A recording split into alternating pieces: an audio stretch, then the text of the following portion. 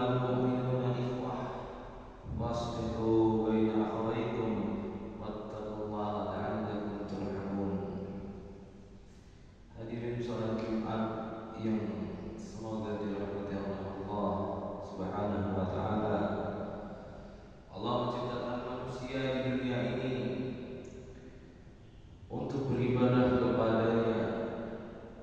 Sebagaimana Allah Subhanahu wa taala berfirman, "Wa ma khalaqtul jinna wal insa illa liya'budun." Dan tidaklah Aku ciptakan jin dan manusia kecuali untuk beribadah kepada-Ku. Surah Al-Zariyat ayat 56. Mana ibadah sangat luas.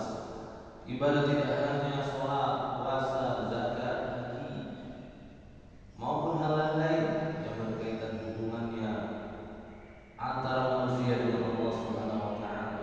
Akan tetapi juga berkaitan dengan hubungan antara manusia dan sesamanya. Allah memerintahkan kepada orang-orang beriman agar berislam secara holistik, tidak parsial, sehingga orang muslim tidak dibulatkan untuk mengamalkan suatu ibadah tertentu saja, tetapi ibadah lain yang ditinggalkan. Jamaah Jumat rahimahullah, Syekhul Islam Ibnu Taimiyah menutupkan bahwasanya mana ibadah adalah segala ucapan dan perbuatan, baik lahir maupun batin, dicintai dan diridai oleh Allah Subhanahu wa taala, sebagaimana di dalam kitabnya Hasan Al-Syekh Darul Fiqh Syarah Kitab Tauhid Fathul Majid.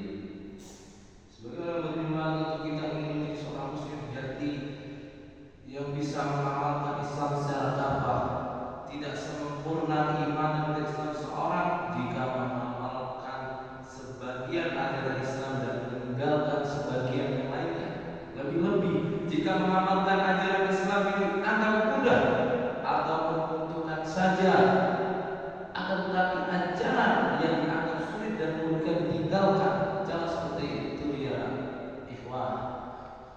Jamaah, Allah Subhanahu wa taala berfirman di surat Al-Baqarah ayat 8, "Udkhulu fi silmi kafah." Masuklah kamu ke dalam Islam secara sempurna. Di dalam syariat Islam yang wajib kita laksanakan adalah selalu berbaik kepada orang lain, baik kepada orang yang berbuat baik kepada kita maupun kepada orang yang berbuat jelek kepada kita. Bagaimana seorang muslim membangun interaksi dengan orang lain bisa jadikan salah satu parameter untuk menilai tingkat keimanan dan keislaman seseorang. Semakin tinggi tingkat keimanan keislaman seseorang, semakin baik pula tingkat ibadahnya. Baik ibadah yang menyangkut hubungannya antara manusia dengan Allah maupun hubungan antara seorang hamba dengan hamba lainnya. Tidak ada disparitas ibadah dalam Islam. Semua wajib dilaksanakan secara proporsional oleh orang yang beriman. Misalnya kita sudah pernah berhaji satu kali, maka kita tidak perlu berhaji yang kedua kali, karena kewajiban haji itu hanya sekali seumur hidup. Dan untuk berhaji yang kedua kali tersebut lebih baik kita gunakan berhaji. Dan untuk haji yang kedua kali kita gunakan untuk membantu fakir miskin yang membutuhkan. Misalnya kita salurkan kepada fakir miskin yang kekurangan, membantu dia sekolah, meringankan beban keluarganya, bahkan sampai menolong kaum du'afa, sebagaimana yang diriwayatkan oleh Nabi Muhammad SAW, sungguh lebih baik bagi kamu jika pergi bersama saudaranya untuk memenuhi kebutuhan daripada i'tikaf di masjidku ini selama 2 bulan. Seorang muslim untuk beribadah sesuai dengan firman awaliyah, skala prioritas merupakan hal yang sangat krusial. Dalam ibadah kita harus untuk mendahulukan yang paling penting dan menyangkut kehidupan orang banyak. Akan tetapi ada ibadah yang menuntut kita untuk memilih mana yang lebih penting dan harus kita laksanakan, dan mana yang pelaksanaan bisa ditunda atau bisa ditinggalkan. Itu termasuk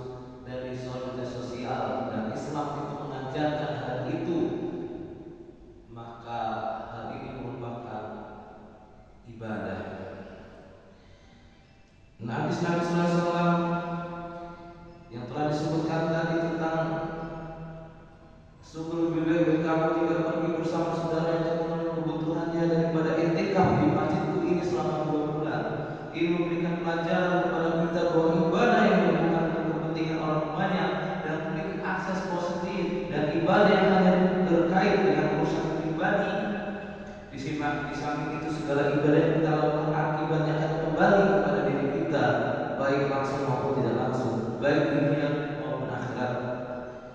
Nabi juga mengibaratkan umat Islam sebagai satu tubuh. Jika salah satu bagian tubuh merasakan sakit, yang lain juga ikut merasakan sakit.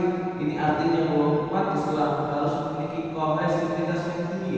Seorang muslim tidak dibenarkan hanya mengurus seorang muslim tidak sendiri tanpa menunjukkan nasib orang yang lain. Orang yang mengumpulkan tangan membantu kepada orang lain, yang mengumpulkan diibaratkan oleh Allah Subhanahu wa taala sebagai orang yang memberi penghidupan kepada seluruh umat Islam.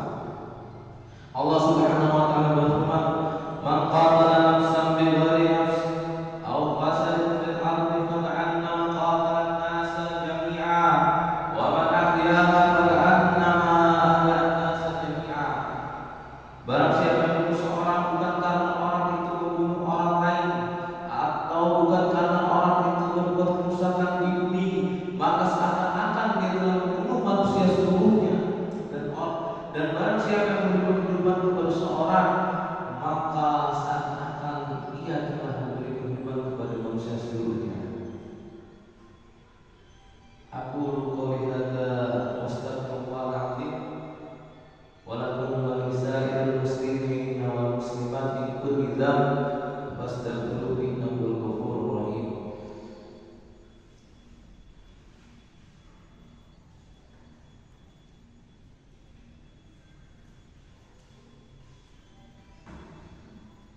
Alhamdulillah alladzi arsala rasulahu bil huda wa dinil haqq liyudhhirahu 'ala dini kullih walau karihal musyrikun.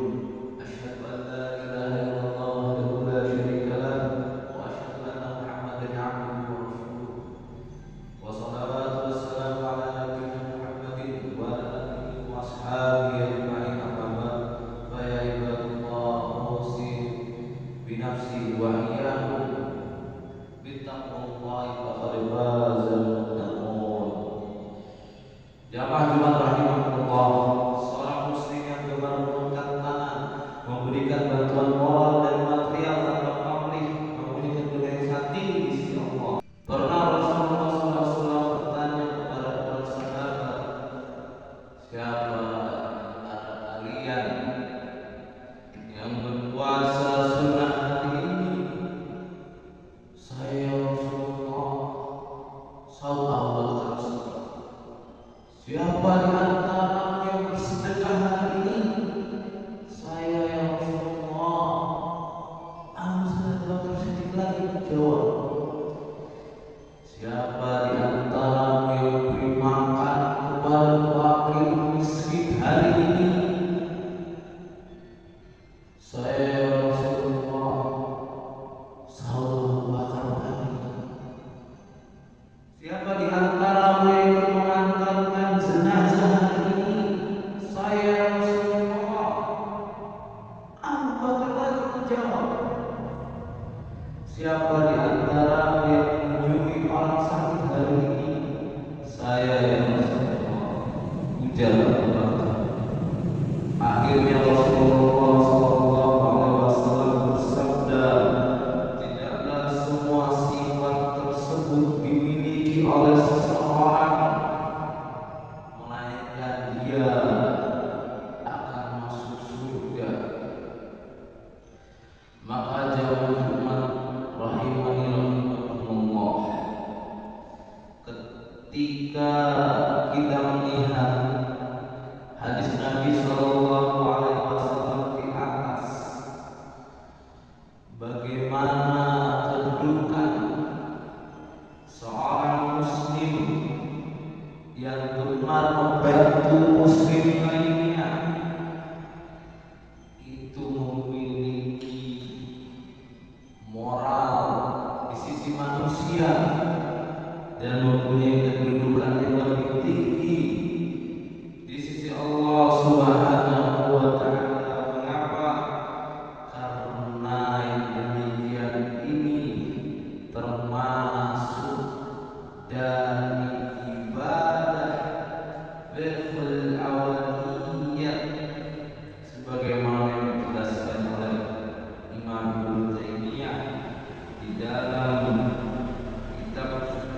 al-Hakim Syekh Abdurrahman bin Hasan al-Syekh. Maka jemaah rahimahullah, akhirnya kita memohon kepada Allah agar mengampuni dosa-dosa kita dan membukakan pintu-pintu rahmat-Nya. Akhir kata, semoga kita senantiasa bisa mengamalkan ibadah-ibadah kemuliaannya. Alhamdulillahirabbil alamin. Wassalatu wassalamu ala nabiyina Muhammadin wa ala alihi wa sahbihi ajma'in. Allahumma ighfir lil muslimina wal muslimat wal mu'minina wal mu'minat. Rabbana hab lana min azwajina wa dhurriyyatina qurrata